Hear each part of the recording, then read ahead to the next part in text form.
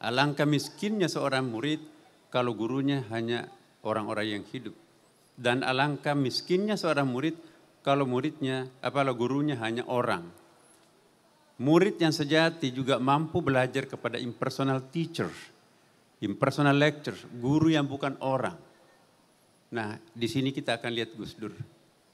Saya juga termasuk beberapa kali ikut mendampingi beliau menziarahi makam-makam tertentu. Pengalaman gurunya Wali Songo, Syekh Jamaluddin yang ada di Tosora, Kabupaten Wajo. Pertama kali ke sana itu nggak bisa nembus. Karena kita pinjam sedangnya Pak Profesor Masyihab, batunya sebesar kepala itu rusak itu mobil itu dan tidak bisa nyampe. Lalu datang lagi kedua kalinya kita sudah siapkan jeep. Akhirnya ketemulah makam. Di tempat itu nggak ada yang kenal siapa sih sebetulnya ini Syekh Jamaluddin ini. Ya. Syekh Gus Dur pada waktu itu menyatakan inilah guru sejati daripada Wali Songo. Siapa yang memberitahu Gus Dur? Gus Dur nggak memberitahu. Belakangan kami ke Malaysia dan akhir-akhir ini banyak orang Malaysia mengunjungi Syekh Jamaluddin di Tosora Kabupaten Wajo itu betul gurunya Wali Songo.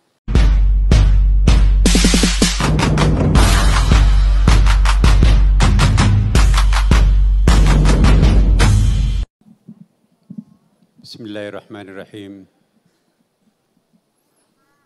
Assalamualaikum warahmatullahi wabarakatuh.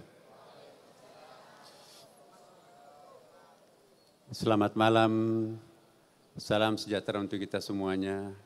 Salam, Om Swastiastu, Namo Buddhaya, salam kebajikan.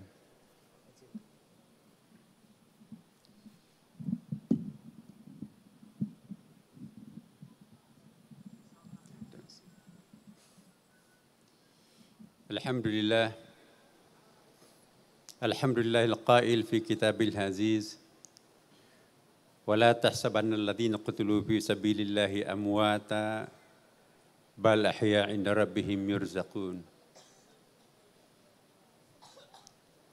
Wa qala aidan wa ma arsalna min rasulin illa liyuta'a bi idznillah walau annahum izzalamu anfusahum ja'uka fastaghfirullah wastaghfara lahumur rasul lawajidullah tawwabur rahima. Wa aidan qala kama arsalna fikum rasulan minkum yatlu alaikum ayatina wa yuzakkikum wa yu'allimukumul kitaba wal hikmah wa yu'allimukum ma lam takunu ta'lamun. Asyhadu an la ilaha illallah wa asyhadu anna Muhammadan abduhu wa rasuluh sahibul burhan. Allahumma salli wa sallim ala sayyidina wa habibina wa syafi'ina wa maulana wa atba'ina Muhammadin sallallahu alaihi wasallam yang sama-sama kita muliakan, kita hormati. Kita doakan sehat dan panjang umur Ibunda Hajah Siti Nuriyah Abdurrahman Wahid beserta seluruh zuriatnya yang hadir pada kesempatan ini maupun yang satu ada di Australia dalam rangka penyelesaian terakhir untuk PhD-nya.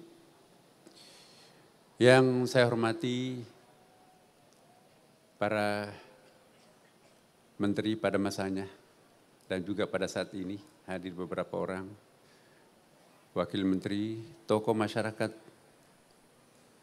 dan juga para alim ulama, para seniman, budayawan, sampai kepada masyarakat yang majhulun fil ard, tapi mungkin ma'lumun fis sama. Bapak Ibu sekalian, ayat yang saya bacakan tadi, wala tahsabanna alladziina qutilu fi sabilillahi amwata. Janganlah kalian menyangka orang yang mati di jalan Allah, tetapi dalam tafsir Ibnu Ajibah dan beberapa tafsir yang lain banyak sekali pengertiannya apa yang dimaksud ayat ini. diartikan janganlah kalian menyangka orang yang membunuh egonya, orang yang mengorbankan kepentingan subjektivitasnya demi untuk kemaslahatan umat manusia, ya, itu adalah wafat. Bal ahya inda rabbihim yurzaqun. Tetapi sesungguhnya beliau itu tetap hidup. Bahkan di mata Allah selalu mendapatkan rezeki. Ayat ini mengisyaratkan bahwa di alam barzah pasca kematian itu pun juga orang membutuhkan rezeki.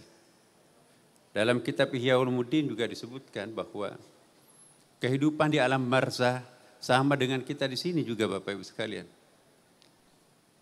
Membutuhkan pertolongan dari orang lain. Orang-orang yang tidak pernah mendapatkan doa dari orang hidupnya. Menurut Imam Al-Ghazali, di lukisan dalam tentu ada riwayatnya, walaupun riwayatnya itu kita melihat memang hadis-hadis ahad yang banyak ya di Ihya Ulumuddin. Tetapi saya juga sedikit ingin singgung karena Ihya Ulumuddin ini adalah hobi bacaan wajibnya Gus Dur. Ya. Ada seorang murid Imam Al-Ghazali mengatakan, "Ya Syekh, saya kok menemukan beberapa hadis di dalam Ihya Ulumuddin. Saya tidak temukan di dalam kitab-kitab hadis. Ta'ala ya walad sini nak. Saya tidak pernah mengutip sebuah hadis dalam Ihya tanpa konfirmasi dulu kepada Rasulullah.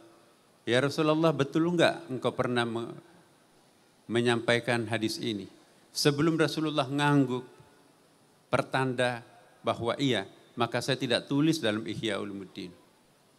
Ihya Ulumuddin versi aslinya itu 4 jilid Bapak Ibu sekalian. Ditulis di atas menara masjid Damaskus malam hari. Bayangkan ada sekitar 340 hadis di dalam Ihya Ulumuddin. Kalau setiap hadis itu ditulis itu tentu harus mengkonfirmasi dulu kepada Rasulullah. Satu saja kitabnya di antara 13 kitab Imam Al-Ghazali itu sudah 340 kali berjumpa Rasulullah. Berapa semester itu? Jadi alangkah miskinnya seorang murid kalau gurunya hanya orang hidup. Bacalah dalam kitab-kitab kuning, Jami' Karamatul Auliya. Ya. 2 jilid tuh. Alangkah miskinnya seorang murid kalau gurunya hanya orang-orang yang hidup. Dan alangkah miskinnya seorang murid kalau gurunya hanya orang. Murid yang sejati juga mampu belajar kepada impersonal teacher, impersonal lecturer, guru yang bukan orang. Nah, di sini kita akan lihat Gus Dur. Saya juga termasuk beberapa kali ikut mendampingi beliau menziarahi makam-makam tertentu. Pengalaman gurunya Wali Songo, Syekh Jamaluddin yang ada di Tosora, Kabupaten Wajo. Pertama kali ke sana itu nggak bisa nembus. Karena kita pinjam sedangnya Pak Profesor Masyihab, batunya sebesar kepala itu rusak itu mobil itu dan tidak bisa nyampe. Lalu datang lagi kedua kalinya kita sudah siapkan jeep. Akhirnya ketemulah makam. Di tempat itu nggak ada yang kenal siapa sih sebetulnya ini Syekh Jamaluddin ini. Ya. Syekh Gus Dur pada waktu itu menyatakan inilah guru sejati daripada Wali Songo. Siapa yang memberitahu Gus Dur? Gus Dur nggak memberitahu. Belakangan kami ke Malaysia. Dan akhir-akhir ini banyak orang Malaysia mengunjungi Syekh Jamaluddin di Tosora, Kabupaten Wajo itu betul gurunya Wali Songo.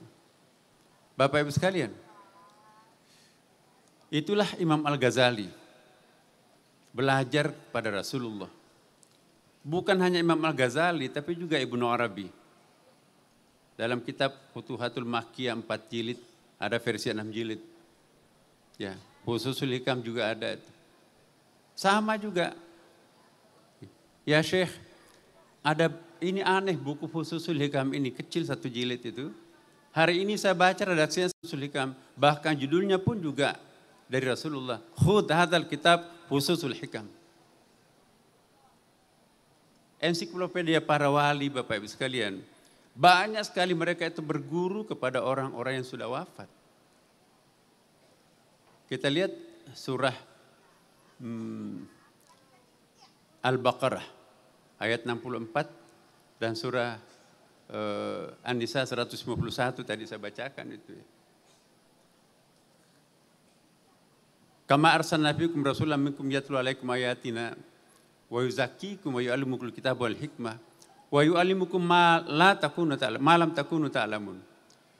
Jadi dalam ilmu bahasa Arab Bapak Ibu sekalian, la dengan lam itu beda artinya. Dalam ilmu balaghah la itu kan kalau bahasa Indonesianya sama itu, tapi bahasa Inggrisnya bisa dibedakan tuh. Ma la takunu ta'lamun itu la ta'lamun itu artinya unknown, tidak diketahui. Tapi kalau lam takunu ta'lamun unknowable. Jadi satu unknown tidak tahu, tidak diketahui, tapi dosa menjelaskan akhirnya kita tahu. Tapi kalau unknowable itu lam, enggak mungkin bisa kita ketahui tanpa yang bersangkutan langsung memberikan pemberitahuan itu. Nah, perhatikan Rasulullah Muhammad SAW, pengungkapan Rasulullah itu selalu menggunakan fi'il mudhari. Ayat yang saya bacakan tadi. Kita orang pesantren tahu fi'il mudhari itu fungsinya adalah present continuous tense. Kata kerja yang menggambarkan peristiwa sekarang dan akan datang. Nabi-nabi lain digambarkan dengan fi'il madhi, tapi Rasulullah fi'il mudhari. Apa artinya? Jadi betul apa yang dikatakan tadi Pak Gubernur kita dan juga Mbak Yeni, bahwa spirit orang wafat itu sebetulnya tidak pernah memang mati itu. Manusia itu wujud abadi. Tuhan itu wujud azali, alam semesta ini wujud baharu, hawadith. Sekali jadi manusia tidak pernah berhenti jadi manusia. Sampai nanti akhir neraka itu teriak para penghuni neraka, ya laitani kuntu turaba, ya Allah kembalikan aku jadi tanah. No way, sekali Anda jadi manusia tetap akan jadi manusia, tidak akan pernah berhenti jadi manusia. Jadi kalau ada orang mengatakan mati dalam arti total, itu sesungguhnya tidak seperti itu kata Al-Quran. Dia cuma pindah ke terminal yang berikutnya kok. Gus Dur sekarang ini sedang menikmati parcel yang dikirimkan oleh orang hidupnya. Iya. Doa yang kita panjatkan, kita doakan kepada orang mati, itu bertajassud. Kita baca dalam kitab-kitab kuning, ada babut tajassubil amal, ada juga kitabut tajassumil amal, tajassudil amal ya. Jadi doa kita itu menjelma menjadi parcel yang menghibur orang yang sudah wafat, Bapak Ibu sekalian. Hebat ya, banyak sekali kirimannya dari dunia. Oh iya, orang-orang yang tidak pernah mendapatkan kiriman hidup, tidak pernah dihaulukan seperti ini, itulah yang menderita ngantri Bapak Ibu sekalian pada hari Jumat. Kata Imam Al-Ghazali. Kenapa hari Jumat? Khutbah kedua ada yang wajib dibaca oleh para khatib. Allahumma ghfiril muslimina wal muslimat wal mu'minina wal mu'minat al-ahya minkum wal amwat innaka sami'un qaribun mujibud da'wat rabbil alamin. Begitu kata-kata wal amwat maupun yang sudah wafat ya. Jadi artinya ampunilah muslim laki-laki dan perempuan, mukmin laki-laki dan perempuan, baik yang masih hidup maupun yang sudah wafat. Begitu yang sudah wafat disebutkan bagaikan anak ayam yang ditaburi dengan benih. Ya, rebutan mereka itu. Ada mantan menteri, ada mantan gubernur, rebutan mereka itu. Ya. Kenapa? Karena doanya khatib di khutbah kedua itu yang ditunggu-tunggu oleh mereka-mereka yang tidak pernah ada yang mendoakan. Tapi banyak orang santai di situ duduk. Bapak Ibu kenapa enggak ikut rebutan? Saya enggak perlu rebutan. Anak saya di pondok pesantren, ya setiap habis salat waktu dikirimkan saya surah Al-Fatihah. Saya juga banyak anak tapi enggak ada satupun yang mendoakan. Harta warisan saya diambil, dipoya-poyakan. Tidak lama kemudian sebagian daripada yang santai-santai itu ikut rebutan. Bapak Ibu kenapa ikut rebutan? Kemarin tidak. Iya, anakku yang rajin mendoakan aku juga sudah wafat. Sedangkan cucuku yang kuliah di luar negeri boro-boro berdoa salat pun juga enggak. Nah, Nah kita di sini kita melihat tidak gampang untuk memperoleh jamaah yang sedemikian besarnya setiap tahun ini ke-15. Alhamdulillah saya nggak pernah absen ini di Haul Gus Dur ini. Ya. Jadi Bapak Ibu sekalian, terakhir saya ingin menyampaikan kepada kita semuanya.